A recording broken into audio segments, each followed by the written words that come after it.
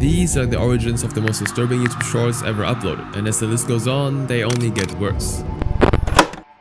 This YouTube short titled Serbian Dancing Lady Spotted in Bali was one of the several videos tied to a long-running urban legend that had been circulating online for years. The legend centers around repeated sightings of a woman, usually dressed in white, who would appear late at night in empty streets or public places, slowly dancing by herself. But once someone noticed her or tried to get close to her, she would react aggressively, abruptly running toward the person filming, sometimes appearing to lash out as if trying to harm them. Now across these clips, the location changed from country to country, but the woman's appearance and behavior stayed eerily consistent, which led many viewers to wonder whether the videos were staged recreations or recordings of something real. And if the footage was genuine, it meant the same figure had been appearing in different places over long stretches of time, reacting violently once noticed rather than simply performing for the camera. Even as the video circulated widely on YouTube and TikTok, no single explanation ever took hold, and people remained divided on whether the sightings were connected at all or completely fabricated. So to understand where this story actually began, I followed the trail back to its earliest known origin. After digging through numerous articles, I found that the legend actually dated back to September 26, 1998, when a Serbian woman reportedly split up from her lover and began wandering the streets at night, dancing while searching for him. At the time, it was only talked about locally, and the story never actually spread beyond that. And it wasn't until roughly 21 years later, in 2019, that the story resurfaced on a global scale, after multiple videos claiming to show the Serbian woman dancing began spreading rapidly online. Now around this time, two community blog users named Nico and Solomon shared their own encounters with the woman. On an unspecified date, Nico was just casually walking with his mother, whom we'll call Melissa, when suddenly they saw a figure dancing in the distance. When the lady noticed them approaching, she charged towards Nico and Melissa, shouting profanities and claiming to be an ambassador of death. As she rushed towards them, she began yelling directly at Melissa, saying that she needed to sacrifice her in a ritual meant to resurrect the king of Serbia. Now, although no further information about what happened afterwards was revealed, Nico said she did not feel human. He wrote that she moved as if every body in her muscle was being controlled at once, in a way he found unsettling and unnatural, rather than chaotic or drunken. Solomon, on the other hand, was Nico's friend, and his account would surface online as well. At the time, Solomon said he'd been staying at a hotel in Serbia while on vacation, and on a random day, he stepped outside with his camera, intending to record casually as he walked down the street. Now while walking, he saw the same Serbian woman, and he immediately recognized her as the same figure Nico talked about, based on her clothing, her movements, and the way she positioned herself alone in the street at night. Details the two had discussed after Nico's encounter. And when the woman noticed Solomon watching her, her demeanor changed. She began crying while screaming that his mother's soul belonged to her. And panicked, Solomon said he ran back towards his hotel room, retreating inside and locking himself away until the encounter ended. And now in the years that followed, further investigation would reveal that none of the reported encounters could be independently verified. The videos that circulated online were eventually traced back to stage performances and fictional storytelling, with no evidence linking them to a real individual or to the 1998 incident in Serbia. And although the original story described a woman dancing through the streets after separating from a lover, the modern sightings really just borrowed the imagery without preserving any factual connection. In the end, the Serbian dancing lady was not an unresolved presence moving through different countries, but a manufactured myth. But while that case was widely debunked as fiction, this next one centers on a real video that unsettled viewers and fueled years of speculation online. The video was created by a serial killer, and the clothes the android were dressed in were the clothes of the victims. Despite how innocent the clip's caption sounds, the video itself immediately feels off. The robot stands stiff in the middle of the room, its body tall and thin, its face frozen into an artificial smile that never changes. And when it starts to sing, its mouth opens and closes in an awkward, mechanical rhythm that doesn't line up naturally with the words. Its movements are really slow and unnatural, and the longer the clip goes on, the harder it is to read the scene as playful or harmless. Now that discomfort only builds up once the setting sinks in. The room around the robot is empty and bare, looking more like a forgotten storage space than a place meant for a performance. Its footage itself is grainy and low quality, which makes the robot's stiff posture and hollow expression feel even more unsettling. Nothing outright violent or graphic happens, but without any explanation, the clip leaves viewers staring at something that feels wrong without understanding why it exists in the first place. Now tracing the clip back to its earliest known online upload, I found that it was posted online on April 15, 2009 on a YouTube channel named Creepy Blog. The title is "I Feel Fantastic," the same words the robot sings in the video. And while the upload itself gives no background, the description attached to it is what draws attention. Instead of explaining the robot or the footage, the description goes on at length about the Greek myth of Pygmalion.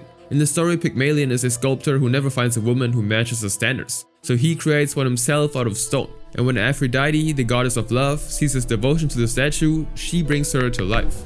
Now the connection between that myth and the video feels deliberate. Paired with the unsettling footage, the description seems to imply that the robot is a creation born from obsession, suggesting a creator who is not just strange but deeply fixated. Even the channel name Creepy Blog signals that the uploader understands exactly how disturbing the video comes across. And since the uploader never claims to have made the robot themselves, it doesn't take long before viewers begin speculating about where the footage came from and what it actually was meant to be. One user, for example, would go on to say, "Okay, so here's my theory. The individual who made this is in fact a serial killer. The combination of shots of the animatronic mannequin and the zoom into the backyard are connected. In one of the other videos you can see the wiring that operates the mannequin. Then in another shot of the backyard, you can see the same bundle of wires running through the grass. The serial killer buries his victims alive in a box with an audio detector of some kind. As the victim screams, the detector picks up the noise and sends the detected audio to the animatronic mannequin. The mannequin responds by saying various things. I feel fantastic, hey hey, and so on. The different pitches and the screams make the mannequin move and speak in certain ways. At the end, when the mannequin stops moving, it means there's no more noise coming from the victim. Also, the fact that the mannequin is dressed up in 2 different outfits and wearing 2 different wigs makes me believe that he dressed the mannequins to look like his victims, possibly even in his victims' clothing. The agonizing screams from his victims makes him feel fantastic, so he translated his feelings into a sort of sick art project. And with how disturbing this theory was, people across online communities began setting out to find the truth for themselves. And after digging for more clues, I found a hobbyist website that archived independent Android projects. The site functioned as a personal database, documenting experimental robots built by individuals rather than corporations, often with limited funding and homemade designs. And scrolling through the various Android projects listed, this was where the first real information about the robot surfaced. The android seen in the video had a name. She was called Terra. According to the archive, years before the video ever appeared online, Terra was built by a man named John Bergeron back in 2004. John's goal was to help push the early development of Android technology forward on a small, independent scale, working outside of any major company or research institution. He didn't have the resources to build something advanced, which explained Terra's rough and basic appearance. On top of that, her stiff movements and simple design were the result of a limited budget, not an attempt to make her look unsettling. The archive also mentioned that in 2004, John created a 50-minute music video of Terra singing, and unlike the short clip that later circulated online, this longer video was not freely available. It had to be purchased in order to be viewed. And while searching for anyone who'd actually seen it, one name came up. A person named Yitzi Lit had bought a copy.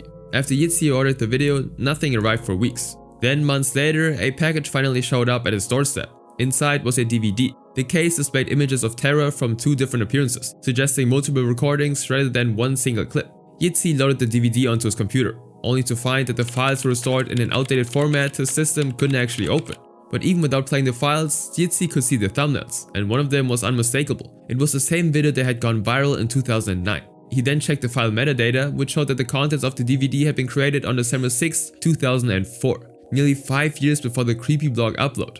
And this discovery confirmed that the video was not something newly made for the internet. It already existed years earlier as part of John Bergeron's original project.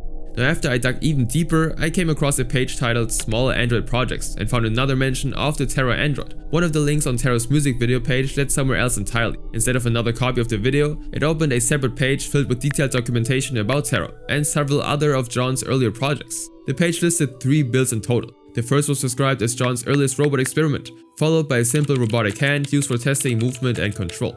And the final entry was Terra herself, along with a second alternative head that appeared to be an earlier or unused version of her design. And together, these entries helped clarify how Terra was developed over time, rather than being a single isolated creation. Now on top of that, the information Yitzi uncovered through these pages later became one of the key references used by online investigators. It helped confirm that the footage of Terra was created in 2004, and that the person who uploaded the video in 2009 wasn't actually John. Now at this point, Terra's origins could be traced back pretty clearly. John was an Android enthusiast and musician who would hope to entertain people through his work, but instead he unintentionally created one of the internet's earliest unsettling legends. But this raised a final question: what happened to John himself? While reading through articles written about Terra years later, I came across a comment left by a user named Joe Stoit. Terra was a robot created by John L. Bergeron from Burlington, VT. He retired from IBM in 1995 and worked at plastic molding company Husky thereafter. He died unexpectedly at his home on Friday, July 22, 2005, nearly 4 years before the video would surface online, and was buried at Resurrection Park Cemetery in South Burlington. And after learning John's full name, I searched for him directly and found records confirming that he was a real person and that he'd indeed passed away in 2005. Now once this information became known among online researchers, the dark rumors surrounding John began to fall apart. Claims that he'd been a serial killer were dismissed, as there was no evidence to actually support them. and he actually died years earlier before the footage ever went viral. But the question of who was behind the 2009 upload under the creepy blog channel still lingers to this day, with no confirmed answer ever emerging. But unlike a story that revolved around an unanswered upload for years, this next case centers on a bloodbath tied to a deliberate inhuman figure. But she wasn't exactly human. She resembled something close to a mannequin, but had the dexterity and fluidity of a normal human being. For people who stumbled across it without context, the image felt immediately off, even if they couldn't explain why. Shared online under the caption "the expressionless," it circulated quickly, usually stripped of explanation, leaving viewers to sit with the unease it created before knowing where it came from. The image was often reposted as part of short-form edits and compilations, but its origin traced back to an incident said to have occurred more than half a century earlier. Now, the nurses moved around a figure that barely seemed alive, its body stiff and its face blank, its presence unsettling in a way that lingered long before viewing it, and for those who knew the story attached to it, the discomfort went even deeper. In June 1972, a woman walked into the Cedars-Sinai Hospital in Los Angeles, California, wearing only a white hospital gown soaked in blood. Medical staff initially reacted with routine urgency, assuming she'd been injured in an accident nearby. But the moment people got a clear look at her face, some nurses turned and ran. The first thing they noticed was that she didn't appear entirely human. Her body moved with the fluidity of a person, yet her appearance was closer to that of a mannequin. Her face was unnaturally smooth, and her eyebrows absent. Her skin smeared with makeup that only emphasized how artificial she looked. Then there was the kitten. Its body was clamped so tightly between her jaws that her teeth were invisible beneath it, and blood continued to spill down onto her gown and the hospital floor. And moments later, she removed it from her mouth, discarding it without hesitation, and collapsed where she stood. Now, from the instant she entered the hospital to the moment she was taken to a room to be cleaned and prepared for sedation, she never reacted. She remained calm, expressionless, and completely still. And doctors chose to restrain her while waiting for authorities, even though she offered no resistance. And no response could be drawn from her at all, and many of the staff members found themselves unable to meet her gaze for more than just a few seconds before looking away. Now, when the attempt to sedate her began, the change was immediate and violent. Her body supposedly surged upward from the bed with a strength that caught the staff off guard, forcing the two of them to hold her down as she resisted, while her expression never shifted and her eyes were still vacant and fixed ahead. Now, as she strained against them, she slowly turned her head towards the male doctor standing closest to her, and for the first time since entering the hospital, her face moved. Her lips parted into a smile, and exposing what was inside her mouth, it was immediately clear that her teeth weren't human. Long, sharpened spikes lined her jaw, extending so far that her mouth could not fully close without cutting into itself. And the room fell silent as the male doctor stared back at her, before finally speaking, "What in the hell are you?" Now, several seconds passed without movement, and in the hallway outside the room, security had been alerted and their footsteps could be heard approaching at speed. Now, as those sounds reached the doorway, she surged forward. Her teeth closed around the front of the doctor's throat, tearing through his jugular and sending him to the floor as blood poured from the wound. He struggled briefly, gasping and choking as it filled his airway, before his movements weakened. And stepping off the bed, she then bent down toward him, lowering her face until it was only inches from him, watching as the fear in his eyes faded. She leaned in closer and spoke, "I am God." Straightening up, she turned calmly toward the doorway, leaving the doctor where he lay, his eyes still open at his final sight fixed on her approach toward the security personnel entering the room, moments before she then began feeding on them one by one. It was said that the woman who survived that night later gave the figure a name. She called her the Expressionless. And after that, the story claimed that there was no further sightings, no reports, and no trace of her ever appearing again.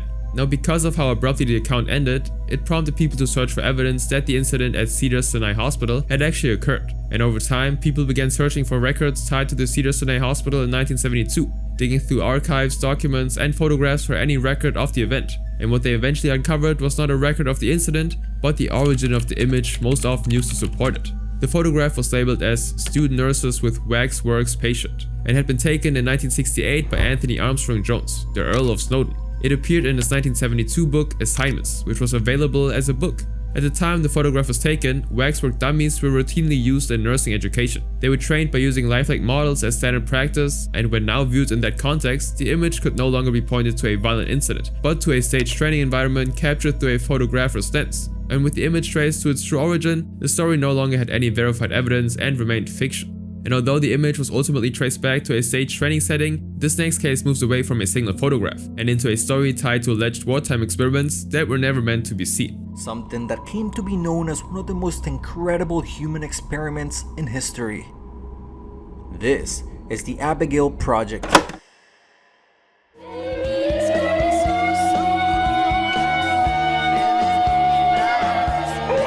Just like how the clip itself was never explained and only showed people running while what sounded like blood-curdling screams echoed in the background, its origin is just as unclear. When I looked deeper into where the video might have come from, I found more discussions surrounding it across online forums, most of which pointed back to the same rumor. From those posts, the clip was tied to something called Project Abigail. Project Abigail was described as a Cold War era experiment that supposedly took place inside Area 51. The story focused on a scientist named Dr. Albert Western, who was said to be involved in secret research aimed at creating a super soldier, and instead of using outside test subjects, Albert subjected his own daughter, Abigail, to the experiments. Now, these explanations were usually presented as leaked testimonies or suppressed documents, yet no historical records or credible evidence ever supported the existence of such a project. And as I trace the rumor further, the details remain strangely consistent across different reposts. The initial idea involved using vagrants or prisoners as test subjects, but that option was rejected. Albert needed someone who was completely healthy, physically capable, and morally sound. And after considering this, the story said he made the decision to use his own daughter, Abigail. Now, Abigail was a young university student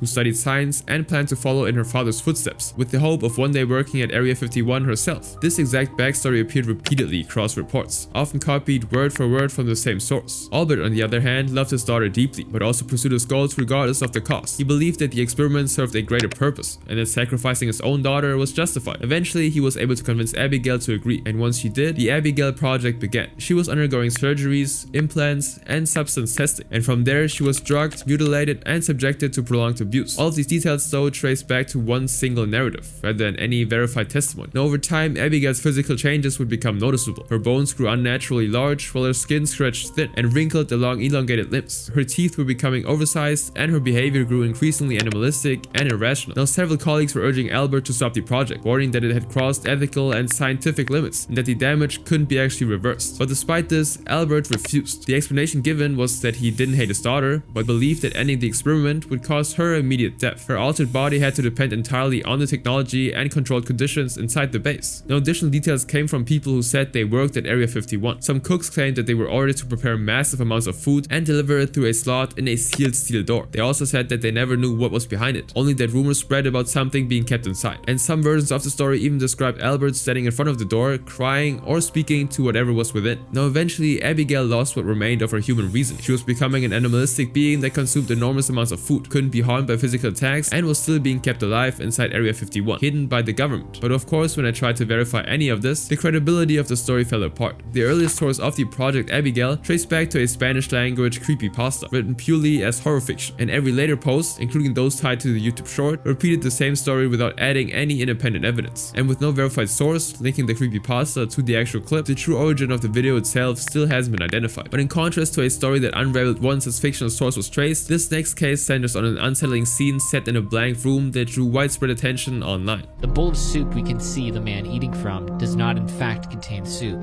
but the remains of his wife.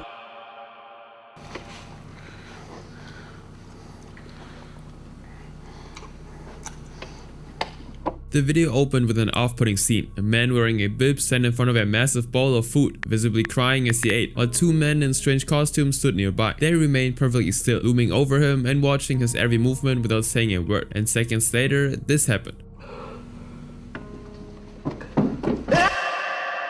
Just like that, the sudden ending raised immediate questions. Was the video recorded moments before something happened to the man, with the costume figures holding him there against his own will? Or was the scene staged for the camera? There was no explanation for who the man was, why he was dressed that way, leaving viewers unsure of what they just watched. Now, tracing the clip's origins, I discovered that it was first uploaded on YouTube on November 26, 2005, by a creator named Renaissance Man, with the title Freaky Soup Guy. Now, as the video spread, viewers began speculating in the comments, attempting to make sense of what they were seeing. One user named William would go on to say, "There's a theory that the guy in the video was kidnapped, starved for 4 days, and then forced to eat the remains of his dead wife. Creepy, isn't it?" Users debated whether William's story held any truth, but then credible information surfaced that shifted the investigation into an entirely different direction. As it turned out, the characters seen there are named the Ray Ray, who were creations of a wildly successful animator named Raymond Percy, known for his work on The Simpsons, Wreck-It Ralph, and other animation projects. Now, a YouTuber named Rainbot, known for covering horror and internet mysteries, was able to track down Raymond Percy directly by reaching out through professional and online contacts. In response, this, Raymond explained the origins of the Ray Rays in an email. Ray Ray is the performance I created years ago. That's also the two characters' names, Ray Ray. I created them as a way to visualize and have fun with my feelings of loneliness and isolation at the time. They were sort of caricatures of me. At the time, Ray Ray existed as a live performance. Raymond and his group performed in clubs around Los Angeles, often sharing stages with circus-style acts that drew regular crowds. One night after a show on the Sunset Strip, the group returned to their makeshift dressing area, a rundown RV parked in an alley behind the venue, only to find that most of their props and costumes were gone. The RV had no lock, and the alley opened directly onto a busy street, and no one saw who took them. Now the loss hit harder than expected, not because the group could not continue performing, but because the stolen costumes were the original pieces they'd built and used on stage. Even after replacements were made, the disappearance lingered, leaving unanswered questions about who'd taken them and why. And then, weeks later, something unexpected happened. Raymond came home from work, opened his computer, and noticed an email waiting in his inbox with a video attachment. And when he opened it, he immediately recognized what he was seeing. It was the video that everyone is now calling blank room soup. The guy in the bib with his eyes blacked out, eating I don't know what out of a bowl with a big spoon and my character standing around him. I put it up on YouTube so I could share it with my group. We talked about it at length. Was the guy crying, laughing? We couldn't tell. However, what unsettled him most was not the video itself, but how closely the figures in it mirrored the original performances. And during the same period, there had been very little footage of Ray Ray available online, which made the video's accuracy difficult to explain. Someone may have been watching their performances for weeks, learning the movements before stealing the costumes. And for Raymond, the situation remained unsolved. He had no clear answers, and for years, none surfaced. Until June 25th, 2017. On that day, a YouTube creator named Super Horror Bro uploaded a video examining the mystery. During the breakdown, he introduced a man named Mr. Enigma, whose findings he summarized on his channel. According to Super Horror Bro, Enigma had conducted his own investigation and claimed to have uncovered what was happening behind the scenes. As part of that research, Enigma had made contact with the Ray Ray TV YouTube account, the official channel associated with Raymond's Ray Ray performances, unaware at the time that the person responding to him was not the one who they appeared to be. Enigma claimed he'd learned the truth after speaking with an actual member of Raymond's crew, someone who'd quietly stepped in after realizing that someone else appeared to be accessing the Ray Ray TV channel. And instead of alerting Raymond, this person allegedly changed the account password themselves, cutting off who'd ever been posting or interfering with the channel. And from that point on, the situation was framed as a case of an unknown third party getting access to Raymond's online spaces. However, Enigma claimed that it didn't end there. Not long after the password was changed, the same individual supposedly resurfaced, this time through email. In that message, they attached a link to a YouTube channel called Adina's Children, presenting it as proof of their involvement and their connection to the wider situation. And this is when things get even harder to follow. Enigma claimed that the email could be traced back to earlier correspondence Raymond had once sent to the YouTuber Rainbow. He claimed that the person behind the messages now asserted that they were responsible for stealing the Ray Ray suits in the first place, describing it as an attempt to free the characters from capitalism. They also claimed that they were the same individual who'd been communicating with Rainbot all along. If this was true, this would raise a massive problem. Rainbot had originally contacted Raymond through his personal Tumblr account, which eventually led him to sharing his private email address with her. And for someone else to convincingly claim that role, they would have needed access to both Raymond's Tumblr and his email, something that would be extremely difficult to explain given Raymond's profile and the lack of any clear breach. And while the Tumblr account itself was no longer accessible, Rainbot had previously shown fan mail and behind the scenes materials sent through that account, which strongly suggested it had genuinely belonged to Raymond. This meant any outside person claiming to control those communications would have had to sit quietly for a long time, only stepping in once Rainbot entered the picture. And because of how unlikely that sounded, some people began questioning Enigma's account entirely, and a different theory started to circulate, one that didn't involve a hacker at all. It suggested that Raymond himself may have been behind the messages, feeding information to Enigma under a different identity. And with renewed attention on the Ray Ray mystery and his characters, critics argued that exaggerating or reshaping the situation could have kept the story alive and the spotlight firmly on the project. And if that was the case, then Enigma wouldn't have been lying so much as repeating what he believed was coming from an outside source. From his perspective, he may have thought he was uncovering a hidden player in the story, not realizing that the trail could have led right back to Raymond himself. But even that theory couldn't explain everything, and as more details came forward, it became clear that this wasn't the last twist in the story. After investigating even further, I found something entirely unexpected that was closely linked around the Ray Rays. An experimental rock band called Stolen Babies leaned heavily into theatrical visuals. Their performances would feature corset-like outfits, old-fashioned coats, and painted faces, and props that looked pulled from a twisted stage play. The music itself was chaotic, often paired with exaggerated movements and unsettling costumes that made the band feel more like characters than musicians. Over the years, the band appeared alongside the Ray Ray characters on multiple occasions, including live performances and stage photo shoots where the Ray Rays were depicted restraining or abducting band members in theatrical scenarios. And the thing is, there was actually a reason for that connection. The band lead singer, Dominique Lenore Percy, was Raymond's sister. The two of them would collaborate repeatedly, and the Ray Ray characters became part of the band's visual identity, appearing in promotional material and carefully staged images that blurred the lines between performance art and narrative storytelling. Then there was Blank Room Soup. Beyond the original video, a few short clips surfaced, all filmed in the same bare room with the same characters. In one of them, a Ray Ray was shown holding down a restrained unexplained man, and his appearance closely matched Gil Sharon, another member of Stolen Babies, especially when compared to a specific photo shoot the man had done around the same time. The white face makeup, the black hat, the dark red tinted glasses, and the red jacket all lined up closely enough that the resemblance became difficult to ignore. Even so, it didn't confirm who the man actually was. Despite the visual similarities, nothing ever proved that he was Gil, or even a member of the band at all. He could have been someone involved in production, or someone brought in especially for the video. And while Stolen Baby was known for disturbing imagery, implied violence, and deliberately uncomfortable visuals, no one ever stepped forward to explain how far the idea went in this case, or why this particular video was ever made. And this is actually where the trail stops. To this day, no one knows who the man in the bib really was, or what he was actually eating in that empty room. Raymond might know the truth, and whatever the truth is, he's never said a word about it. And while this ended with his mystery still unknown, this next one centers around a YouTube channel with a series of disturbing yet unexplained videos. A woman of most, it's a man you can slap but can also stroke.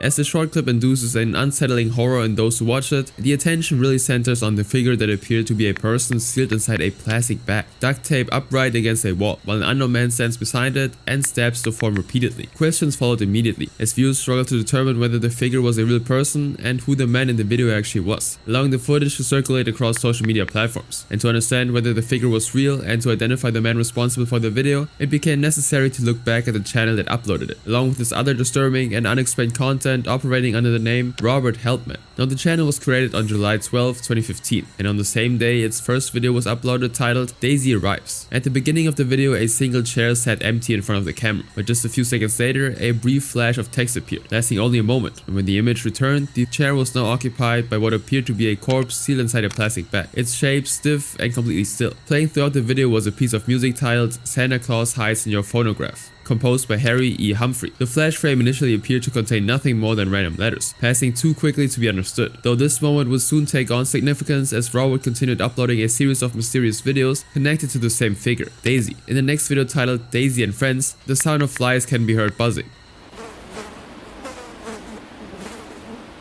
As Daisy appeared upright, leaning against a window. Around her, the room resembled either a bedroom or an office, with a large chest or dresser nearby and a table covered in scattered office supplies. That upload was followed by a video titled Daisy Settles In, which showed Daisy lying on the floor of a messy bedroom, resting on a wet blanket, with a box of items positioned at her side, and a mirror set beside her. As another frame of text flashed briefly across the screen, the doorway came into view, and when the image returned, a man stood there dressed in a suit, his entire face concealed behind a mask. He didn't move or speak, remaining fixed in a place as he faced Daisy and appeared to stare at her body, until at the very end of the clip, he slowly pulled his head back into the doorway and disappeared from view. But what stood out was the audio playing over the footage, which consisted of a recording that sounded like Santa Claus complaining about getting dirty while climbing down chimneys to deliver gifts to children.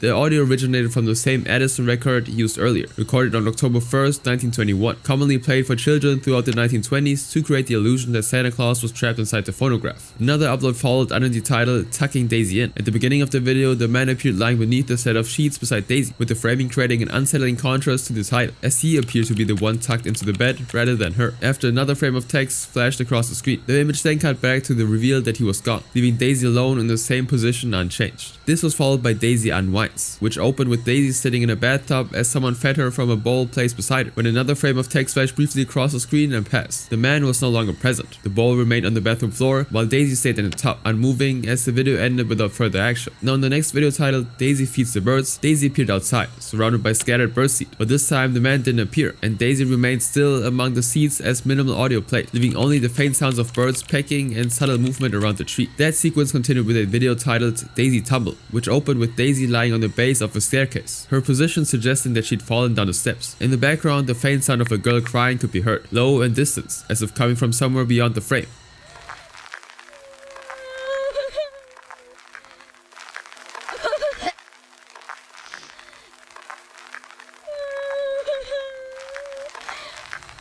And after a brief flash of text, the image returned to show the man approaching, lifting Daisy from the floor and carrying her away from the stairs. Not long after that, another upload titled Daisy Helps Out in the Kitchen showed Daisy lying on the floor of a cluttered kitchen. This time the man stood over her, gently caressing her head, as the audio from Santa Claus Hides in Your Phonograph played once again. And just a few moments later, however, the recording played forward rather than reverse, allowing the words to be heard clearly as they echoed through the scene.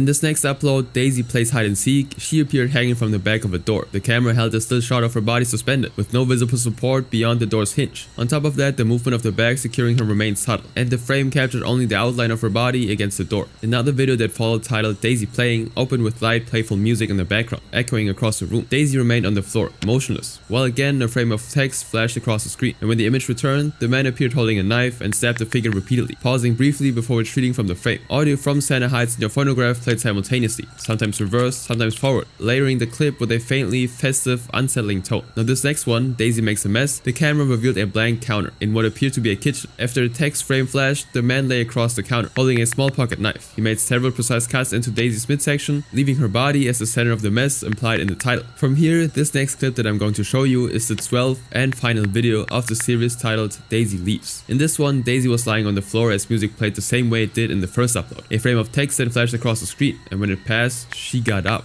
walked across the room and reached the door. She stepped through it and the music stopped, while the man stayed behind, shifting his weight and straightened his shoulders. But what was even more strange was the video's description, which says, "No, no, no, no, no. She left us, and now there's no Daisy. No Daisy. No Daisy. Daisy, Daisy, Daisy." Now after the last video was uploaded, various online communities who'd been following the series began forming their own theories, analyzing the videos and patterns within them. What's more is that in the description of the video, it was visible that he was sad, and that she's gone, and that he'd been happy when she was there. Now on platforms such as Reddit, users suggested that the series might be either staged or part of an alternate reality game, an interactive story that uses real-life platforms, websites, social media, and locations for players to uncover a narrative or a story. And to support that information, let's take a deep dive into how each video is presented. Several videos used a recording titled Santa Claus Hides in Your Phonograph, a novelty Edison record recorded on October 1st, 1921. The audio was originally made for children, as already mentioned, and was commonly played during the Christmas season to create the illusion that Santa Claus was trapped inside the phonograph. Now across the series, the recording appeared repeatedly, sometimes reversed and sometimes played normally, but always tied to Daisy's presence. Now the final upload used a different piece of music. Instead of the Edison recording, the audio was White Christmas by Bing Crosby, and unlike the earlier videos, the music stopped the moment Daisy exited the room, marking the end of the sequence. The viewers also began examining the brief flashes of text that appeared in every video, and when each fragment was collected and placed in order, they formed a complete poem, titled The Gay Lady. The poem dates back to the 18th century and centers on death and the physical deterioration of the human body. Every line shown in the video came directly from that poem. Now taken together, the series paired children's Christmas audio with imagery centered on a motionless figure, while the hidden text spelled out a poem about mortality. Now the structure remained contained within the holiday period, beginning with Daisy's arrival and ending with her departure, and by the time these connections were documented, it became clear that the videos weren't just random uploads. The Christmas audio, the final use of the song White Christmas, and the reconstructed poem all pointed to a deliberately designed sequence built around that theme. And from there, viewers began interpreting Daisy as a stand-in for Christmas itself. Each year, the holiday arrives, people prepare for it, spend time with it, and then it ends. The series followed the same cycle, with Daisy appearing, remaining present throughout the season, and then leaving once it was over. Now the way Daisy was handled also became part of that interpretation. Across the uploads, the man repeatedly moved her, positioned her, and inflicted violence onto her body. Those actions weren't isolated. Instead, they were repeated and framed as a routine, and when taken together, the series presented Daisy as something passive and lifeless, repeatedly acted on. Now within that context, viewers concluded that the figure represented Christmas as a dead thing, one that was controlled, consumed, and exhausted through repetition and commercialization. So it was indeed a staged video that was meant more as an art piece than anything else. But even with how unsettling and drawn out those videos were, this next case showed a scene so shocking that viewers questioned whether it had actually happened.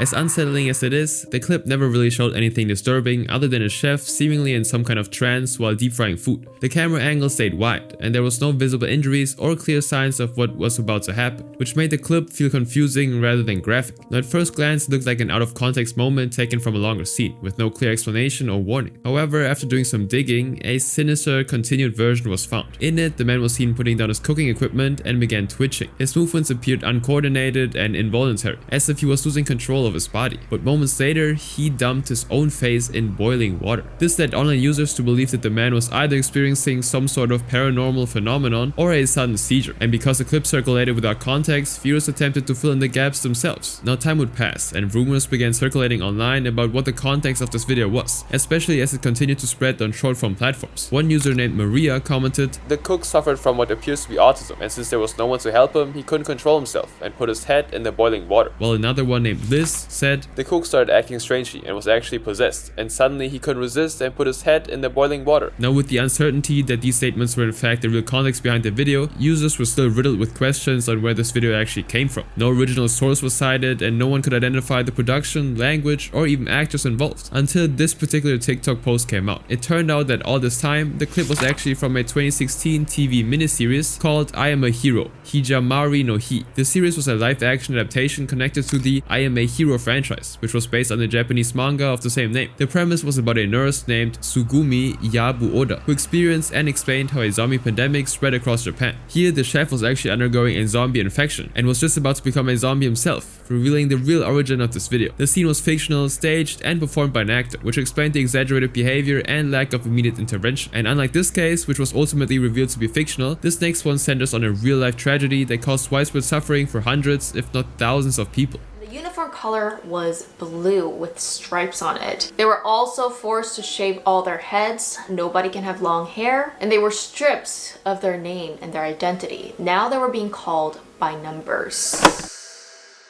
The video was uploaded on January 6, 2025. It was about an eerily familiar place, especially to anyone familiar with the globally popular South Korean survival thriller series, Squid Game. For those unfamiliar with it, Squid Game was a globally popular South Korean survival series that centered around people being drawn into a hidden location where seemingly simple games carried severe consequences, all taking place in controlled and isolated environments. And of course, it is a fictional show. And it was this same sense of unease that made this short stand out almost immediately. Now, as the video spread, millions of viewers began questioning whether what they were seeing was real or simply inspired by fiction, and the comment section quickly filled with confusion, fear, and disbelief. Wait, is this actually real? If so, this is terrifying. The images are fake, but it happened. Please someone tell me that the games were played or not. And to uncover the truth behind this story, I conducted extensive research, and eventually it led me to a troubling place infamously known as Brother's Home. It was autumn 1984. An 8-year-old boy named Han was just enjoying a long hoped for trip to the city with his busy father, who we'll call June, and a sister who we'll refer to as Won Yang. However, just when they reached the city, June suddenly remembered that he had a quick few errands to take care of. Believing it would only take a short while, he left Han and Won Yang with an officer at a nearby police station, intending to return within minutes and continue the trip with the children. But little did they know that this police officer would soon ruin their lives. A few moments after being dropped off at the station, a bus would suddenly appear, and as Han and Won Yang began to notice it approaching, the officer exchanged hand gestures with the people who got off the bus. And before they could react, the siblings were forcefully pulled inside the vehicle, and with no idea where they were being taken, Han and Won Yang screamed for their father, sobbing uncontrollably. Frustrated that they were being too loud, the kidnappers then started beating them into silence, and from there on out, they had no idea that the bus they were in was on its way to a private facility that was officially a welfare center, Hongji Bukchiwon. But to fully grasp the horror awaiting them, we gotta go back 3 additional years. In April of 1981, South Korea emerged as a nation claiming to have moved beyond the scars of its war, its rapidly expanding economy and cities symbolizing recovery from the devastation of the Korean War in the 1950s. And while that image was still being carefully shaped, the government quietly began a campaign meant to redefine what the streets of those cities should look like. On an otherwise ordinary day, a letter arrived at the office of a former prime minister called Nam Duk-woo, signaling a start in the dark chapter in South Korean history. The note came from President Chu Do-won, a former general who'd recently taken power through a military coup, and it carried a direct instruction to the authorities. In it, Chu laid out what he expected to happen next, writing, "Crack down on begging and take protective measures for vagrants." And this government order swiftly transformed into a law that allowed authorities to detain individuals considered vagrants, a label used for people who lacked stable housing or reliable financial resources. And under this law, those taken were stripped of legal rights and protections, leaving them vulnerable to abuse and of course forced confinement. Many were held against their will for extended periods, not because they committed crimes, but as part of a state effort to remove them from public spaces and present an image of order. Now across the country, social welfare centers popped up, and soon buses started rolling through major cities, with signs displayed plainly on their sides that read "Vagrants Transport Vehicle." Now most of these welfare centers were privately run, which meant they profited from government money, and the more people they brought in, the more money they got. And naturally, this made them want to round up as many people as possible. Now at the same time, police units were being literally rewarded for dragging people off the streets and throwing them into the system, all under the disguise of something they called social purification. Now the people swept up weren't just those sleeping on the streets. Disabled people, orphans,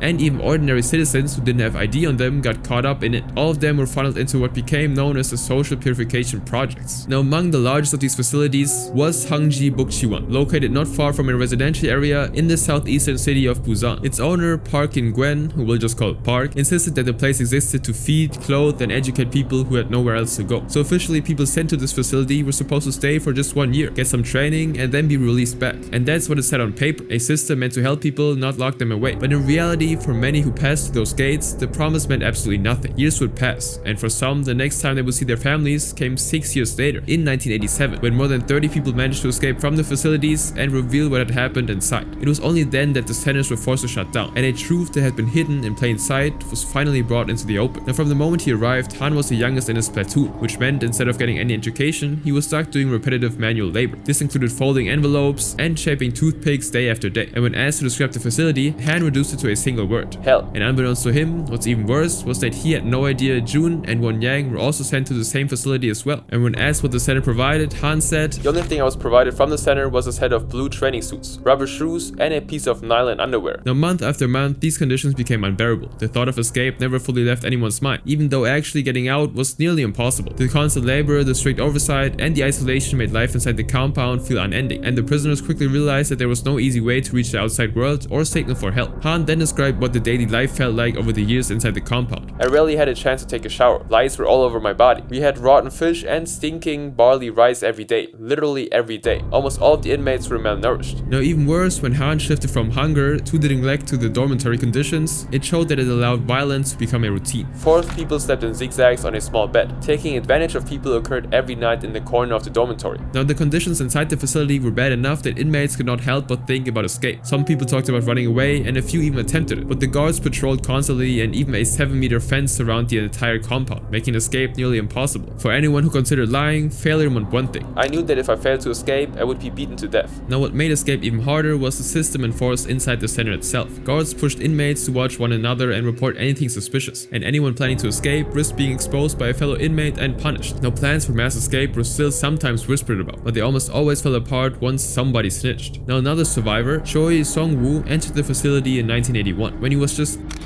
He had no idea that an ordinary walk from school was about to destroy everything. A police officer asked me to stop and started searching my bag. There was half a loaf of bread, a leftover of my lunch which was given from my school. But moments later, the officer then accused him of theft and demanded to know where the bread actually came from. He asked where I stole the bread from. He tortured me, burning my private parts with a lighter. He kept beating me, saying he wasn't going to let me go unless I confessed to the crime. Overwhelmed and desperate to go home, Choi gave the officer what he wanted to hear. Just wanting to go home, I lied. I stole it. Please let me go. Now, roughly 10 minutes later, after he was forced into confessing into a crime he did not commit, a freezer dump truck arrived, and Choi was pushed inside, and in that moment, his prison life began. Now, he spent nearly 5 years inside the facility, a period during which he said he both witnessed and endured severe abuse. To maintain control, the facility was organized along military lines, and inmates were divided into splattoons, each overseen by another inmate who'd been elevated to the role of splattoon leader. These leaders were given authority to discipline others, and were quietly also permitted to use violence to enforce obedience. But one incident Choi described showed exactly what that power meant. The splattoon leader and some guys took all of my clothes off, poured a bucket of cold water on my body. And this wasn't the end of it. As the dormitory settled into silence and Choi lay awake on the floor, his body still shaking from the cold, the splattoon leader then returned. And what followed was not a single incident, but something that repeated itself night after night. While I was trying to sleep, shivering naked, the splattoon leader came back and took advantage of me. He did that to me for 3 consecutive nights, until I was transferred to a different splattoon. Within a week, Choi realized something that terrified him. People were actually being killed in the area. He realized this after witnessing something that would haunt him forever. A man dragging what appeared to be a lifeless body across the floor. I saw a man wearing a white robe dragging an inmate across the floor. He seemed dead. He was bleeding all over his body. His eyes were rolling back. The white robe guy didn't care at all and just kept dragging the man to somewhere. And the violence wasn't hidden, and it didn't stop there. A few days later, another inmate made a mistake. He asked questions he wasn't supposed to ask. A few days later, a guy showed some sort of resistance by asking the platoon leader some forbidden questions like, why are we trapped in here? Why should we be beaten? And because of this, the response was immediate and public. 4 people came and rolled him in a blanket. They kicked him all over his body until he fainted, foaming at the mouth. People took him out wrapped. He never returned to the center. I knew that he died. Now, outside the walls, Choi's family had no idea where he was. They searched everywhere they could think of, desperate to find any trace of him after he disappeared. What they didn't know at the time, though, was that his brother, who we'll call Chul, has also been taken and was trapped inside the same facility. And when the family filled missing persons reports for both sons, the authorities simply ignored them. Now, as the years passed, whispers began circulating in Busan about what was happening inside the so-called welfare center. All the beatings, the deaths, and the people who vanished and never returned. And convinced that his sons, Choi and Chul, were being held inside the facility, their father, who we'll name Hyok, went to the facility himself. He demanded answers from the staff and began openly protesting their detention, drawing attention to the fact that his children had been taken against their will. And this pressure actually forced the center's managers to release both brothers in 1986. Now in 1987, Park, the man who ran the center, was arrested and the facility was finally shut down, circumstances which we'll get into in a second. Now this freedom, however, did not bring relief. Society didn't see Choi and his brother as survivors, and so Choi struggled to exist in a society that still viewed him through the label that the state had given it. And 23 years after his release, in 2009, Choi's brother decided to end his time on this earth. Choi would go on to say, I was still a vagrant in the eyes of society. I could only live a life of a vagrant, a beast. No one held out their hands for us. We were branded by the state and people followed. Whenever I said I was in Hongji Bukchiwon, people were afraid of me. Now by 1987, the opposition party launched its own investigation into the facility, after information about it began surfacing outside its walls. And as the public concern grew, the findings of the investigation revealed the full scale of what had been happening inside. And over the 12 years the center had been operating, more than 500 detainees had died, after being subjected to inhumane treatment, making it impossible for the truth to remain hidden any longer. Now when the authorities arrested Park in 1987, many expected justice to finally follow. The trial moved forward, but when it concluded, the sentence was unexpectedly light. Park received just 2.5 years in prison, and the conviction had actually nothing to do with the violence inside the facility. He was charged for embezzling state subsidies, and not for the deaths of more than 500 detainees. Now Park served a sentence and was released in 1990, and after that there were no further charges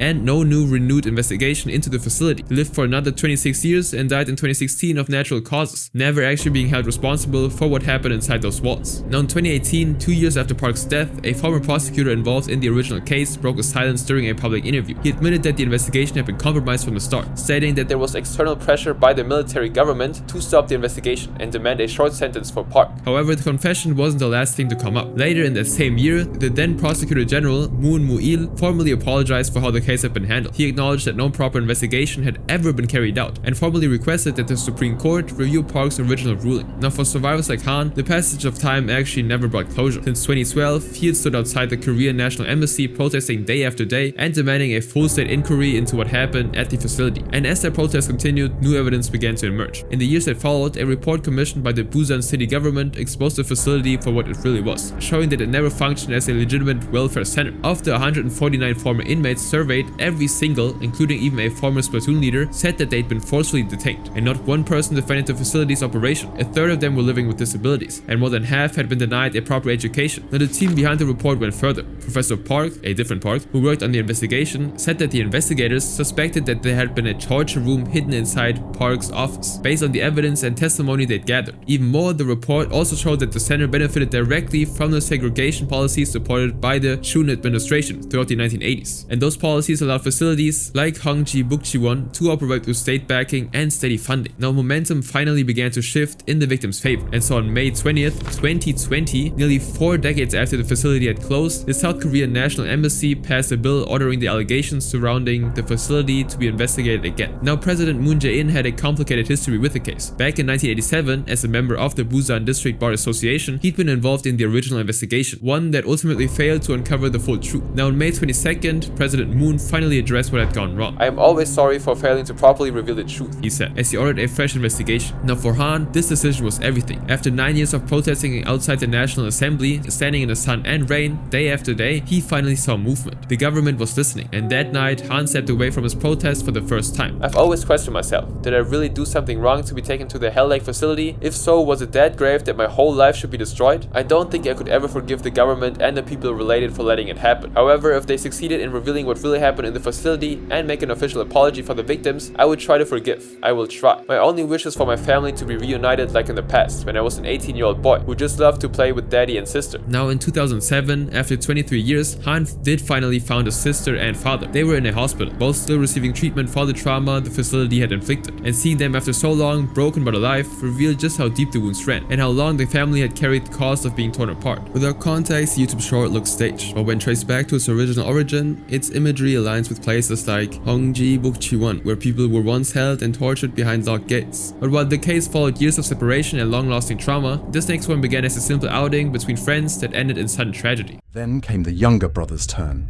As he prepared for his dive, tragedy struck. He slipped just as he pushed off the ledge. Instead of entering the ocean, he veered off course and plunged face first onto the concrete fishing platform below.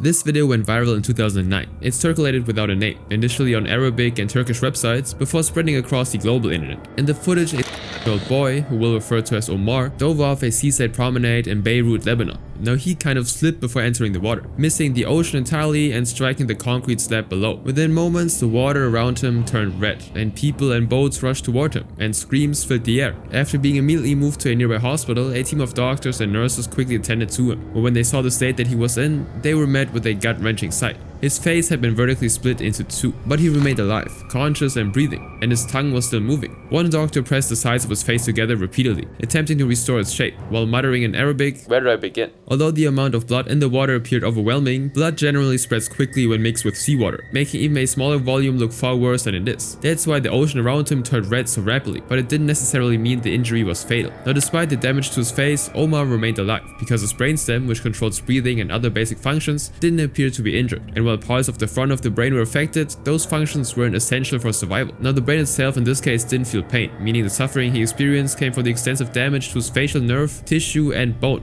rather than from the brain itself. As the video continued to circulate, rumors spread that the footage had been staged, but those claims were contradicted by reports from people in Lebanon, including individuals who said that they knew witnesses at the promenade and others who recalled local press coverage at the time. An article documenting the incident also existed in Lebanese media archives, and I found out more about what happened through that coverage. Now, the incident took place in Beirut during the second week of June 2009. The teenager and his brother had been diving from the Menara Promenade, a stretch of coastline across from the American University of Beirut, in an area known as Al-Rashra. The location had long attracted divers despite repeated warnings from officials, and over the years it also became known for fatal accidents and attempts to leave this earth. And although this case revolved around a tragic moment at a known diving site, this next one involved a work accident that ruined the lives of innocent men. The story of Tokaimura is often centered on just a 210-day stretch of suffering. Hisashi Owuchi and Masato Shinohara are only remembered for the horror that they endured, and even then, their story is misrepresented or outright fabricated.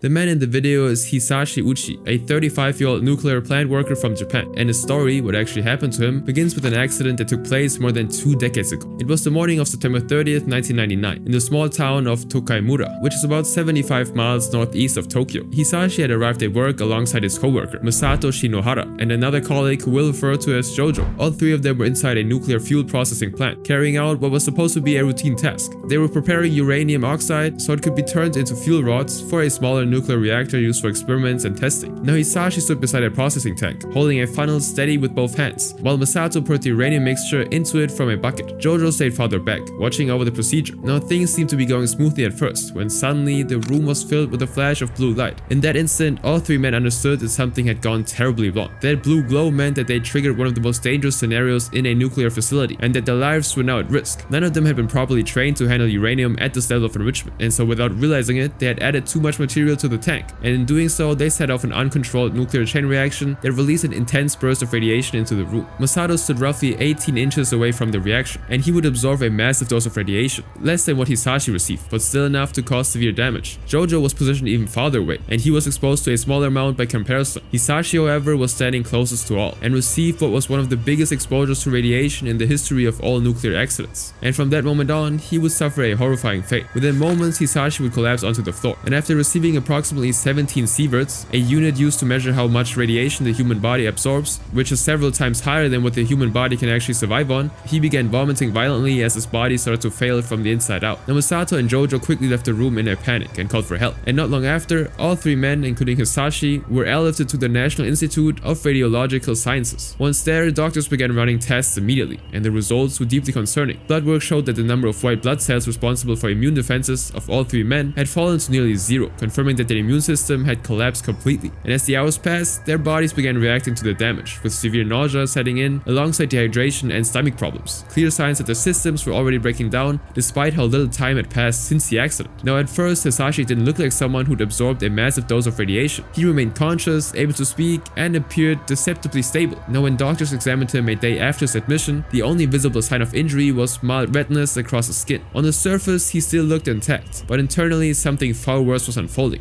Further examinations revealed Hisashi's body was no longer capable of producing new cells. Even though his skin remained unbroken, his body no longer had the ability to repair itself. Now, in response to this, doctors began preparing an experimental stem cell transplant, a procedure where healthy cells are introduced to replace damaged ones, hoping it could replace what his body could no longer create. Now, his sister, who we'll call Himari, so her own stem cells could be harvested and transplanted into Hisashi's body in an attempt to restore his immune system. But despite these efforts, Hisashi's condition continued to deteriorate. Now, by the 5th day, respiratory distress would set in, breathing became difficult, and he was placed on oxygen support as his lungs began to struggle. Now, at the same time, his co-workers were also in critical condition. All 3 men were transferred to the University of Tokyo Hospital, where teams of doctors would cycle through treatment after treatment, pushing every possible measure in a desperate attempt to keep him alive. Now, on the 6th to 7th day, the transplant procedure was started. Himari's stem cells were harvested and infused into Hisashi's body, in what doctors hoped would be a turning point. But even as the procedure was completed, the damage beneath the surface began forcing its way outward. His skin started to peel, despite the constant medical care, an early sign that severe radiation burns were already taking hold. And as the days passed into the 8th and 9th, the deterioration became impossible to hide. The skin on Hisashi's right hand, the one closest to the radiation source, blistered and began to shed entirely. And nurses watched helplessly as a strong glue used to hold dressings or grafts in place tore through what little tissue remained, peeling away layers of flesh with it. Now, by the 10th and 11th day, his condition crossed another threshold. His epidermis, the outermost layer of skin that normally protects the body, vanished altogether, leaving only the deeper skin layers that contains nerves and blood vessels exposed. And even under sedation, he remained aware. Unable to speak though, he would communicate through nods and faint squeezes of the hand, signaling that he was still conscious inside a body that was rapidly failing him. Between days 12 and 14, Hisashi became fully dependent on life support. His nutrition was delivered through fluid sent through a tube directly into his bloodstream, and doctors cautiously noted early signs that the transplanted stem cells were beginning to attach and start functioning in the body. But that optimism faded when tests showed that many of the donor cells already had damage in their DNA. In simple terms, the instructions inside those cells were already broken, likely because lingering radiation inside Hisashi's body was damaging them as soon as they entered, preventing them from doing their job properly. Now, by the 3rd week, the physical breakdown accelerated. Large portion of his skin across his torso disintegrated entirely, releasing nearly 2 liters of clear bodily fluid each day. Fluid that normally stays sealed beneath healthy skin. Now, to reduce further damage, he was placed on a rotating bed that slowly shifted his position, preventing constant pressure on any one area since the skin could no longer withstand it. Now, his family still clung to hope, following 10,000 paper cranes, a traditional Japanese practice believed to represent healing, endurance, and the wish for recovery. Now, around days 22 and 23, doctors attempted cultured skin grafts, lab-grown pieces of skin used to replace damaged tissues from Himari's cells, but they were never able to properly stick to his body. Almost immediately, the grafts began sliding away as fluid leaked continuously from beneath the exposed tissue, and so as the month drew to a close, other systems in his body began to collapse. Between days 27 and 30, severe diarrhea set in, a sign that radiation damage had reached his digestive tract. His body could no longer retain nutrients or fluids, forcing doctors to administer more than 20 blood transfusions every single day just to keep him alive.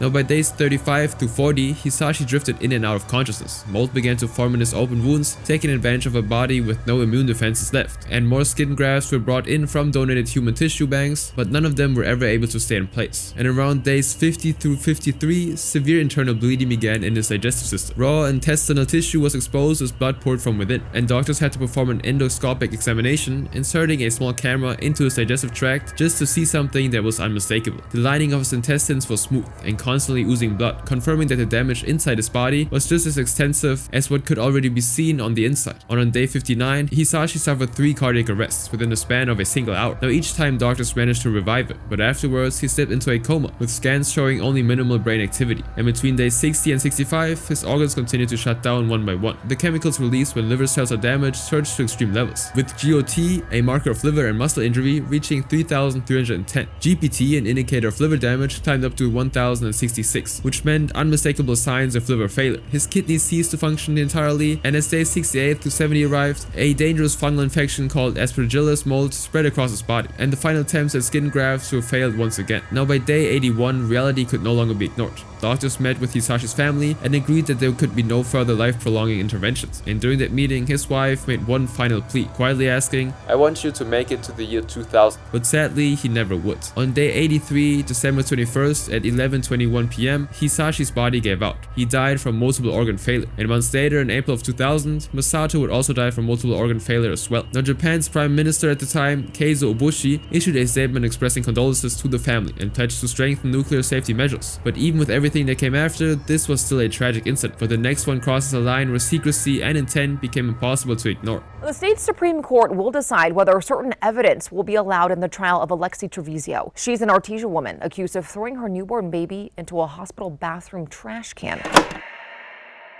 Just after 1:30 a.m. on January 27, 2023, a custodian at Artesia General Hospital paused beside a trash bin inside a bathroom. The liner was heavy, darkened with blood, and when it was lifted, the body of a newborn baby boy was found inside. And to understand how that moment came to be, it was necessary to go back a few hours earlier. On the night of January 26, 19-year-old Alexi Treviso arrived at the hospital with her mother, Rosa. She told staff she was experiencing severe back pain, and doctors began their initial assessment as Rosa listened nearby. What no one knew though was that Alexi was 9 months pregnant and that she denied it to everyone, even after multiple pregnancy tests came back positive. Now just after 1:30 a.m, hospital security cameras showed Alexi suddenly leaving her room. She ran quickly down the hallway toward a nearby bathroom, one hand pressed tightly against her body. Rosa followed close behind, but when Alexi reached the door, she shut it and refused to let her mother inside. Now nurses arrived moments later and waited outside as well. Minutes passed, then even more time, until nearly 20 minutes had gone by with the door still locked, and those standing in the hallway grew increasingly uneasy as no response came from inside. Now eventually a nurse returned with a set of keys and stepped toward the door, but just before she could actually unlock it, the handle turned from the other side, and Alexi opened the door herself. Inside the bathroom there was blood across the floor, and Alexi was attempting to clean it, but the amount was significant enough that the nurses called in a custodian to help. Now at this point, doctors believed that the bleeding may have been caused by the attempt to terminate the pregnancy, and as the custodian worked, one trash bin immediately stood out. It was unusually heavy, and blood had seeped through the liner. She alerted a nearby nurse, who stepped closer and lifted it back, and inside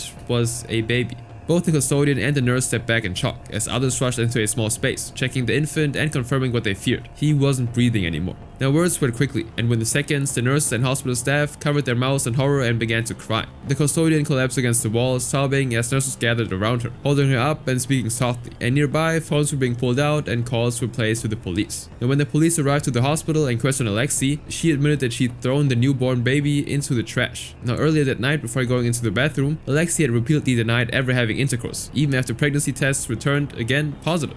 And when officers pressed her, she told them she'd lied, saying, "I'm sorry, it came out of me and I didn't know what to do. I was scared. It was not crying or nothing." Now her mom said this to Alexi. "Lexi, have you watched the news about what girls do to their babies and they go to jail?" Now Alexi continued to insist that the baby had been stillborn, meaning it was born dead. But this claim would later be challenged during the investigation. On March 28, 2023, the New Mexico Office of the Medical Investigator completed an autopsy and ruled that his death was a homicide. On May 10, 2023, Alexi Treviso was then formally charged with first-degree murder, or alternatively abuse of a resulting in death, along with tampering with evidence. Now the charges followed the medical examiner's conclusion that the baby had been born alive and later killed. She was arrested the following day. Now 5 days later, Alexi appeared in court. And during the hearing, her attorney, Gary Mitchell, argued that she had no prior criminal record and should not be facing a murder charge. He claimed that there were major discrepancies in what had occurred inside the hospital and told the court, "This isn't a classic child abuse case." Now Alexi was released on bail shortly afterward. She was allowed to return to college without an ankle monitor or house arrest as she waited for trial. Now a pre-trial hearing scheduled for July 22nd didn't take place, and a trial date initially set for August 26th was later removed from the court docket as the case remained unresolved. Now Alexi also filed a lawsuit against the hospital, alleging wrongful death and improper medical care during her visit. Now she's pleaded not guilty, and the criminal case is still moving through the trial legal disputes, so we still don't know exactly what happened and might never know. And while Alexi's actions denied her newborn a chance at life, allegedly, the next case centers on extreme violence fueled by suspicion.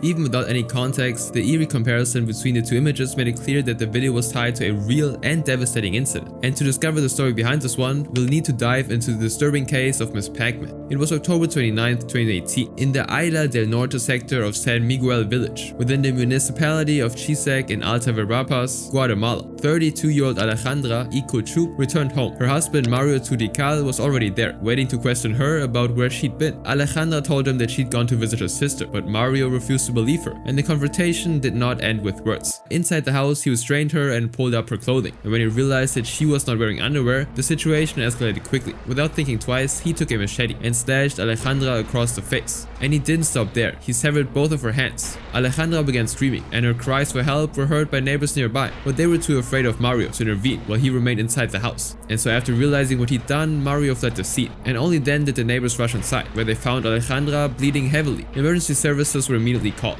but help was slow to arrive because the house was so far from the center. Now for more than half an hour, neighbors stood by, unable to do anything as Alejandra's condition worsened. Now during those final moments, one of them recorded the scene on their phone, capturing footage that showed her face open and her hands lying on the bed nearby. But before medical assistance could arrive, Alejandra would unfortunately succumb to her injuries. Now from there, authorities began circulating Mario's photograph in an attempt to locate him through community councils across Guatemala. Now at the same time, activists and just ordinary citizens shared his image online, spreading it rapidly across social media. And across Twitter and Facebook, his face appeared alongside hashtags and captions calling for justice, including phrases like hashtag tut y cal femicida, or he mutilated and killed his wife, and Guatemala gender alert, we demand justice for femicide. And 2 days later, on the morning of October 31st, 2018, a man in Ixcan, Quiche, recognized Mario while he was driving towards the Mexican border in order to evade justice. And the word spread quickly. Community members stopped his vehicle, pulled him out and restrained him, and forced him back to their rural village, where his hands were tied behind his back and they watched over him until police arrived. Now as the hours passed, anger in the community grew. Some openly discussed taking justice into their own hand, talking about beating or burning Mario themselves, driven by a belief that the legal system would not punish him severely enough. And while being held, Mario didn't deny what he'd done. Instead, he admitted to the killing while shifting the blame to Alejandra, telling those around him,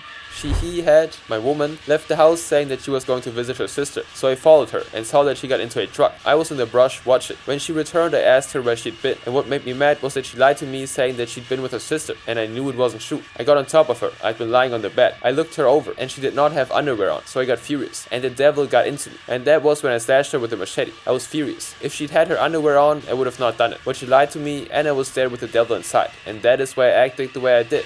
The police eventually arrived and took Mario into custody, and finally on August 29th, a femicide sentencing court in Cuban handed down a 50-year prison sentence, with Mario remaining imprisoned in the departmental capital while authorities finalized where he would serve the rest of his life. But unlike a case that ended with a sentence and a name attached to the crime, this next one leaves behind only a victim, unanswered questions, and an unknown suspect.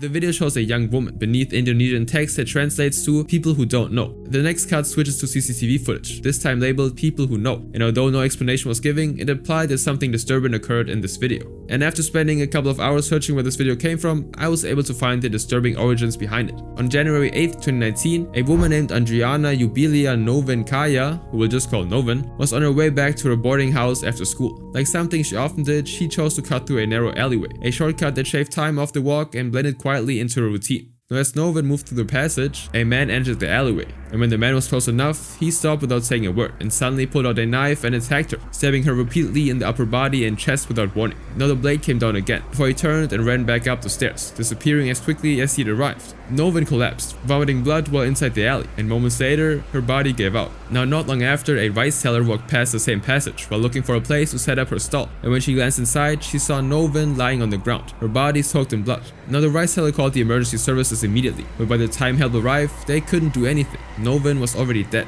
It didn't take long for the police to figure out what had happened, since the man had left his knife at the scene. Now the knife had been lodged in the left side of her chest, driven roughly 8 inches deep. Doctors later determined at the hospital that the blade had torn through the tissue and pierced the lining of her heart. But the knife unfortunately didn't leave behind any more evidence. No fingerprints could be identified on the handle, and nothing was left at the scene that could have helped them trace the man responsible. The only other item recovered was the sheet, which had been tossed into nearby bushes not far from the alley, as if discarded in a hurry. Now Noven's belongings were untouched, so the possibility of robbery was ruled out immediately. Even her phone hadn't been taken, and investigators would soon search her boarding house as well, collecting personal items like her laptop and diaries, working under the assumption that she may have known the person who killed her. Now the police pushed even further, checking Noven's friends, her family, and neighbors along her usual routes, but no one recognized the man from the footage. They began questioning people in the area, including nearby residents, teachers, and classmates from her school, and even security guards assigned to the boarding school. In total, 38 people were interviewed, but none of their statements brought investigators any closer to an answer, leaving leaving only one remaining lead, the same CCTV footage that had appeared at the beginning of the video. Now a camera had been positioned at just the right angle, covering the entire alley from end to end. It captured pretty much everything, and from that footage the police got a clear look at the man responsible. He appeared young, estimated to be between 18 and 25 years old. He wore a blue short-sleeved shirt with black stripes, black trousers and black sandals. His face was also fully visible. The footage showed him standing at the far end of the alley before Noven even arrived, ignoring several people who passed by him. And when Noven entered the frame, he turned and walked towards her, and moments later the attack occurred.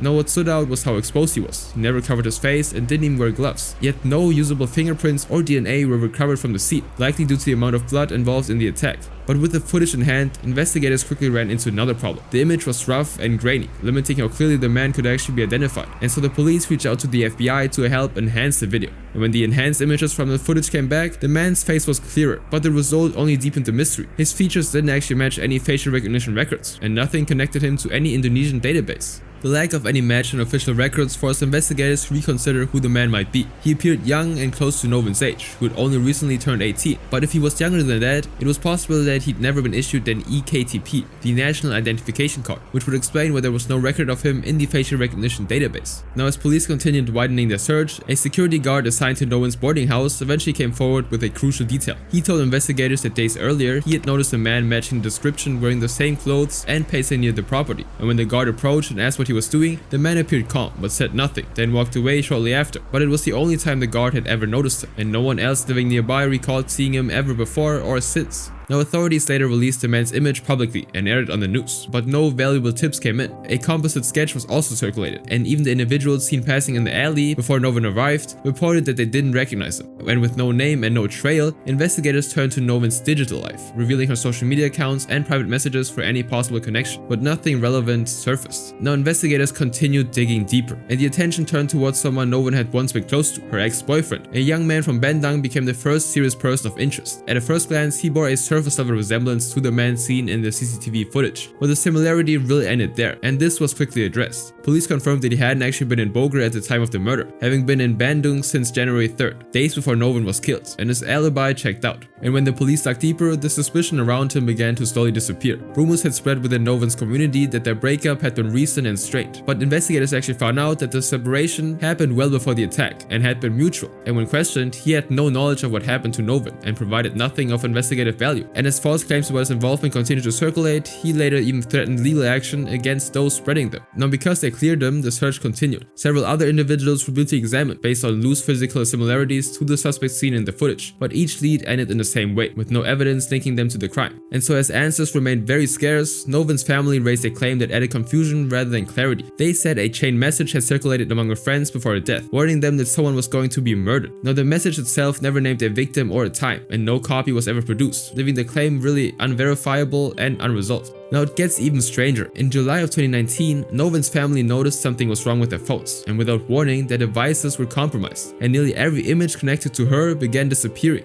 Photos of Noven, pictures from a funeral, and records the family had gathered about the case were suddenly gone, replaced with unfamiliar symbols and icons. And group chats with relatives and close friends vanished next, followed by private conversations, and entire message threads erased without explanation. Now not long after that, something else happened that deepened the unease. A man came directly to Noven's family home and claimed responsibility for her murder. He told them that the phone hacking had not been done locally, saying he traveled to Singapore and paid someone there to carry it out. And around the same time, other visitors began arriving as well, confronting the family and warning them to stop speaking to the media and to stop sharing Noven's photos. Well, now the police re-examined the entire investigation from the start and still found nothing. And so by January of this year, 6 years had passed since Noven was killed, and the circumstances surrounding her death remained unresolved. This next case, however, involves a person whose life took a horrifying turn at the hands of a dangerous individual.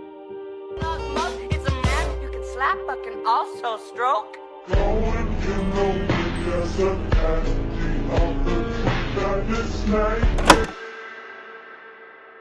The clip appeared without context, presented in a way that felt deliberately unsettling. A young woman's head posed in frame, her face bruised and swollen, holding up a newspaper with a headline dated in Anchorage, Alaska. Nothing explained who she was or why she looked the way she did, and for anyone watching, there was no immediate sense of what they were being shown or what had led up to that moment. What sat beneath the image, however, was a story that showed one of the most heinous crimes ever committed in the state. On February 1st, 2012, 18-year-old Samantha Koenig worked the evening shift at a small coffee stand in Anchorage. As closing time approached, she moved through her routine alone, glancing at her phone between tasks while waiting for a message from her boyfriend. By 8:15 p.m., business had slowed to a stop, and no cars pulled into the lot. Then, on the stand security camera, a figure appeared at the far edge of the parking lot. He crossed the pavement slowly, heading straight for the drive-thru window. And when he reached it, Samantha greeted him the same way she did every customer. She spoke with him briefly, then turned away to prepare his order. Her movements calm and familiar. Nothing in her behavior suggested concern. But just a few moments later, the casual atmosphere of the scene in the footage changed. Samantha stepped backward into the view, both hands raised in front of her. Her posture stiffened, and her expression was suddenly rigid with fear. And in those next few seconds, before she disappeared from the frame, she would do something small and almost unnoticeable, leaving behind a detail that would later threaten to unravel everything he believed he'd planned. She did exactly what she was told.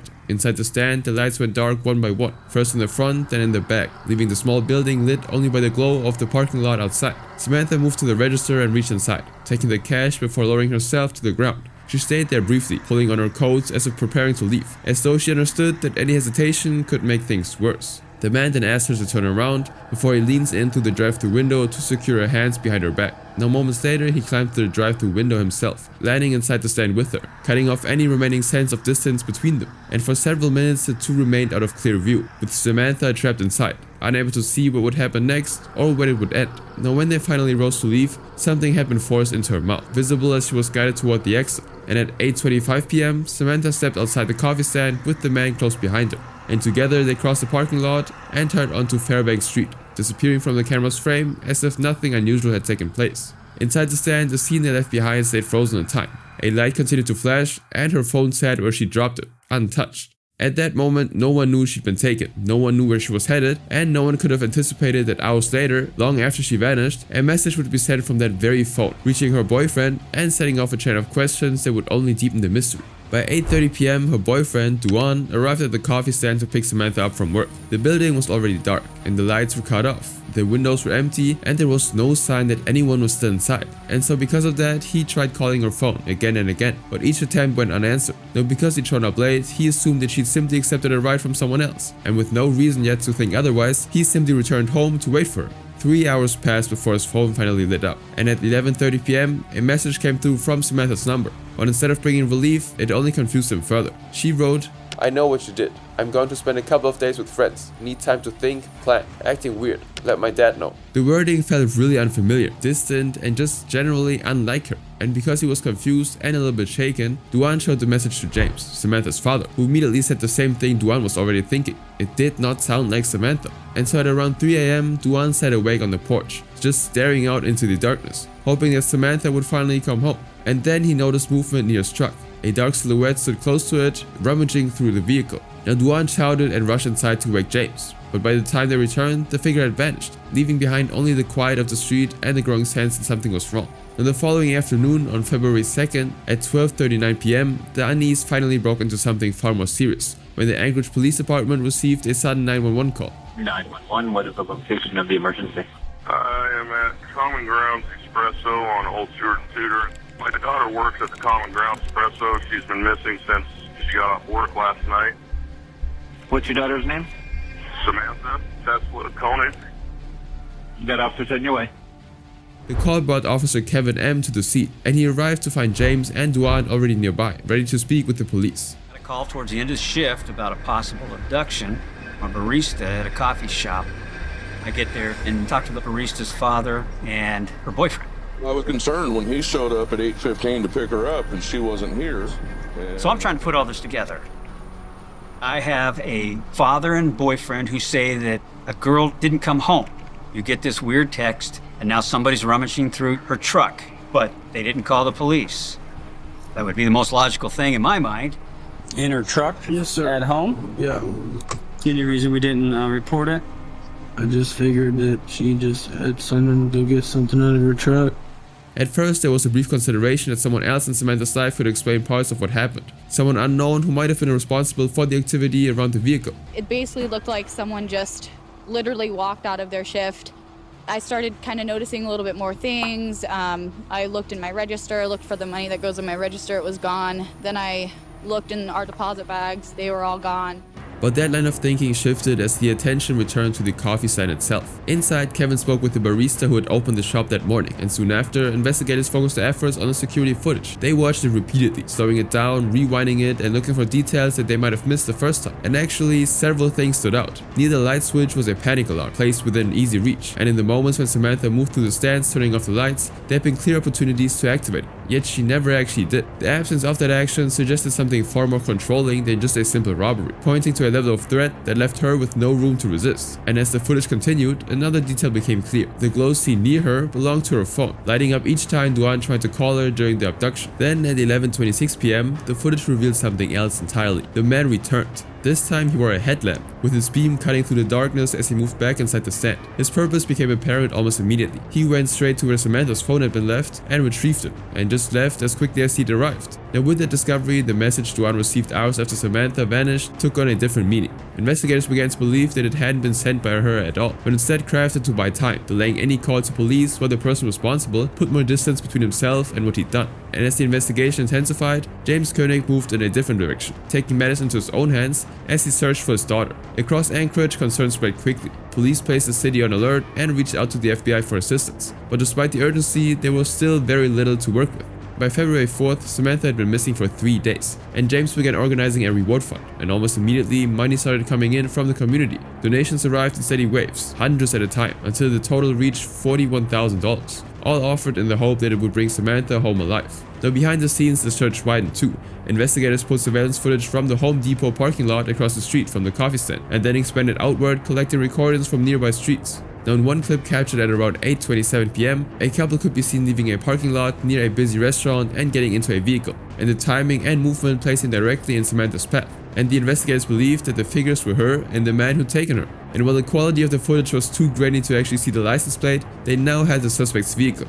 But the problem is, when they narrowed down the vehicle to be a white Chevy pickup truck, there were more than 500 identical trucks registered in Anchorage alone. And so days passed as every lead was followed, each one ending in pretty much the same way. The trail went cold again and again, and days then stretched into weeks, and Samantha still remained missing. And by February 24th, 23 days had gone by. That evening, James was sitting in a restaurant meeting with members of the search team when Duan received a message on his phone, and as he read it, the color truly drained from his face. Without a word, he stood up, crossed the room, and placed the phone in front of James, showing him the text that he'd just come through. Corner Park sign under Pig of Albert. Ain't she purty? Now James and his family drove straight to Corner Park, drawn there by the instructions that felt deliberate and a bit cruel. And near a public bulletin board, beneath a missing notice for a dog named Albert, they found what they had been told to look for. A clear Ziploc bag hung quietly in place. Inside it was a folded sheet of paper, and along with the ransom note was a photograph. It showed Samantha naked and bound, with her hair tightly braided and duct tape across her mouth. The image provided proof that she was being held, and that whoever had taken her wanted to be seen. And James didn't hesitate. As soon as he understood what the message demanded, he contacted the sergeant leading the case, Slavomir Markievich, and insisted that the money be paid using the reward fund that had been built for Samantha's return. And so the same day, $5,000 was placed into the account. Now what the person demanding the ransom didn't know was that the card had been prepared for tracking. Any attempt to use it would simply alert the authorities. But there was a slight flaw. The notification came with a 10-minute delay, and in Anchorage, 10 minutes at midnight was more than enough time to disappear. And the problem was made worse by the city itself. With roughly 500 ATM machines spread across Anchorage, there was no practical way to cover them all at once. But that night, the FBI got a signal that Samantha's card had been used, and the officers rushed to the location immediately. But when they arrived, the area was already empty, and the man was gone. Still, the failed arrest was not a total loss. The ATM surveillance camera had captured footage, leaving investigators with their first clear visual of the person who had taken Samantha. Now a mask covered his features, and a hood was pulled tight over his head, and even goggles set over his eyes. He wore a bulky jacket, and across the back of it the words Marine Corps were clearly visible. Everything about his appearance seemed chosen to obscure who he was. Now what unsettled investigators more was what came next. After the withdrawal, the man then drove away in a Nissan SUV, but the vehicle didn't match what they'd been seeing during Samantha's abduction, where he'd been linked to a white Chevy pickup truck. And so instead of narrowing the search, the new footage only widened it, adding another unanswered question to an already fractured timeline. And because the card allowed only $500 to be withdrawn at a time, investigators believed he would try to use it again. And so the FBI expanded their response, calling in additional support and placing agents at every publicly accessible ATM across Anchorage, waiting for the next alert. But the next time he used the card was on March 7th in Wilcox, Arizona, thousands of miles away from Anchorage. Now the local authorities were contacted immediately, but the same delay played out again. By the time the officers reached the machine, the man was already gone, and when the footage arrived, it showed the same figure hiding his identity, but this time he was behind the wheel of a different car, a white Ford Focus. Now later that same day, another withdrawal was made in Lordsburg, New Mexico. 3 days after that, on March 10th, the card was used again, this time in Humboldt, Texas. And with the trail now cutting across state lines, the FBI coordinated with the Texas Rangers and issued a regional alert for a white Ford Focus. And when a state trooper named Brian Henry began his patrol, he glanced to his right, and the first thing he saw was indeed a Ford Focus. He called for backup immediately, and while FBI agents were dispatched to his location, Brian kept distance, following the vehicle carefully through the area, knowing that after weeks of uncertainty, this might be the first real chance to stop the person they'd been chasing across the country. Brian activated his lights, and the car responded almost immediately, turning into the parking lot of a nearby restaurant. And after Brian stepped out and approached, his eyes went straight to the backseat. He searched for any sign of Samantha, but the seat was still empty. Still, he knew that this didn't mean that she wasn't there, and there was still a chance that she could be simply in the trunk. Now from the driver's license, Brian learned his name, Israel Keys, and within moments, Texas Rangers and FBI agents arrived and took control of the scene. Now the agents moved quickly, knowing that if Samantha was hidden somewhere inside the car, there was no time left to hesitate. And when the trunk was finally opened, the space inside was completely empty. Samantha wasn't there. However, what they found immediately tied Israel to the actual kidnapping. Inside the trunk were a grey hoodie, a mask, gloves, and goggles, matching the exact disguise worn by the man seen in the ATM footage, withdrawing ransom money across multiple states. And when the agents searched the pockets of the hoodie, they recovered Samantha's phone and her debit card, removing any remaining uncertainty about who they had stopped. And with their confirmation, Israel was arrested at the scene, while investigators in Alaska were contacted and informed that the suspects connected to Samantha's disappearance was now in custody.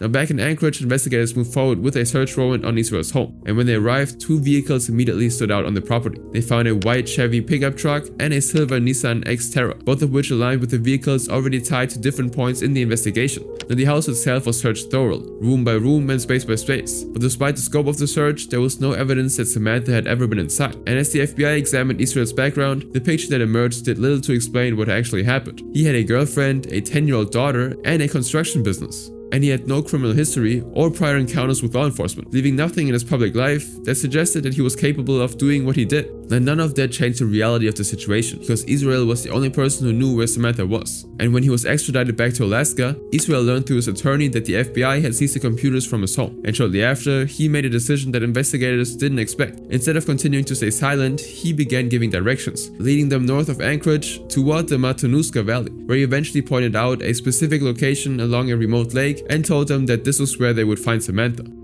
Like how many yards off the shoreline or feet off the shore? Right there. And what should they look for specifically? Ice fishing spot. Was it a hole that you cut, or was the hole there? No, it was a hole I cut. You'll see it. You'll see where the hole was probably. And when they asked him if she was still alive, this is what he said. So you killed her? Yes. And so a forensic team entered Matanuska Lake, and before long, investigators confirmed what they'd been preparing for since Israel began giving directions. The body recovered from the water was believed to be Samantha Koenig. Now the word spread quickly through Anchorage, and the hope that had carried the community for weeks came to an end. And at home, James was surrounded by family and friends when the news reached him. The room went quiet as reality settled in, and with it came the confirmation of what he'd feared since the night Samantha never came home. During his investigation, Israel began to describe what had happened after he took Samantha from the coffee stand. When did you first meet Samantha Koenig? Never met her. Never even seen her before. So why did you go to the Common Grounds coffee shop on that night at that time? Because they were open late. I had my police scanner on me, and I had it in my ear. Apart from that, he explained that the reason she never activated the panic alarm was because he told her not to, warning her that he would know immediately if the police were notified and that he would kill her if she tried. He told her that they were only going for a walk, and as they moved away from the stand, they were still close, roughly 100 feet at first, then closer to 200 feet, when Samantha suddenly attempted to break away. Now Israel tackled her, and after that moment, Samantha understood that trying to escape would only make things worse. Instead, she changed her approach, speaking to her, asking questions, and trying to humanize herself to him, hoping that by making herself a person in his eyes, she might find a way out of the situation. Now as he drove through Anchorage with her in the car, Israel asked Samantha for her phone, and when she told him it was still inside the coffee stand, he turned the vehicle around and headed back. Now she tried to stop him, telling them that there was an alarm on the door, but he didn't believe her and went inside anyway. He explained that he needed the phone to send a message to Duan, knowing that the text would delay any call to the police and buy him time to leave the state. And after retrieving it, he drove Samantha to his house and led her inside the shed. Now Israel showed no hesitation keeping Samantha captive just a couple of feet away from his 10-year-old daughter who was sleeping. He tied Samantha to the wall and turned on loud music to mask any sound, and then asked her for the ATM card. And this is when he learned that she left it inside her boyfriend's truck, parked at her residence. And after hearing that, he left Samantha restrained in the shed and drove to her house.